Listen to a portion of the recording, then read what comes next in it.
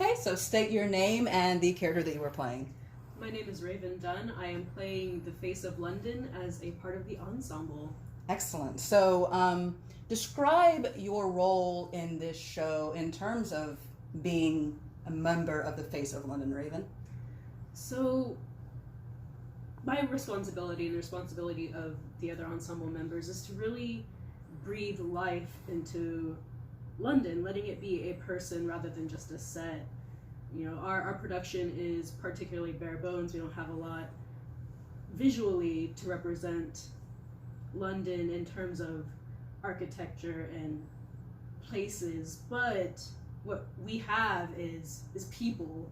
And so I'm really excited to be able to humanize a very arguably monstrous show. I love that answer. So, what do you enjoy about being in Sweeney Todd and playing that type of part? All of it, honestly. Like, this is one of my first experiences, and it has been a whirlwind. I wear many hats. I'm part of the cast. I'm also the treasurer. I'm also the assistant director. So I've done a little bit of everything. I've done a bit of set building. I've sat beside Rachel while she's doing the music. So it's been a crash course that I have been able to be a part of for free. So That's excellent. So, what is the challenge of presenting a show like Sweeney Todd, do you think? I think the biggest challenge, because it is such a popular show and it has been done so many times, is finding a way to do it differently. I see.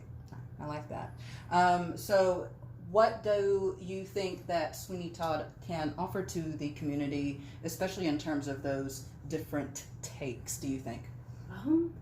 Honestly, just a mirror. Even though it's set in Victorian London, I feel like Sweeney Todd still addresses many issues that are prevalent today in terms of poverty and the way people treat each other just to get a little higher than where they're at. So I think by watching people at their lowest and realizing there's a way to avoid going that low, that will serve the community best, to be able to sympathize and be like, okay, let us figure out a way to pull everyone up from this position and not be here, so that we don't resort to cannibalism, you know? Absolutely. That's a really, really good point. So I'm going to streamline this a little bit more towards you, considering this is your second show. You are also a writer. So how does being a writer and creating characters on a page juxtapose to actually creating them in real life, especially with a show like Sondheim's Sweeney Todd? Well, with writing, anything you put to paper, you don't have to then work through you as the instrument. So being an actor now in this process, anything I think about, I also have to do. And that, in a way, brings me closer, because you're not just a puppeteer dealing with puppets now. You're like, okay, I have a human being. I'm responsible for a human being. And anything they do, I have to do. And so it makes you think a little deeper, a little more, it's more physical. It brings characters out into a world where you can touch them and more fully experience what they're experiencing. Absolutely, it's a great answer. So, before we sign off, apart from being a writer, can you give us a random fact about yourself? My favorite animal is the otter. And, oh, no, scratch that one, that one sucks. I have a Gryffindor.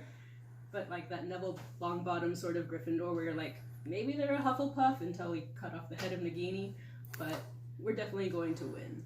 We have a contest and we're going to win. Oh, I see. All right. Okay. A little bit of a nod there to our in-cast game of house points. That's excellent. Okay, Raven, thank you so much. Come see Sweeney Todd on October the 27th. Thank you, Raven. Thank you.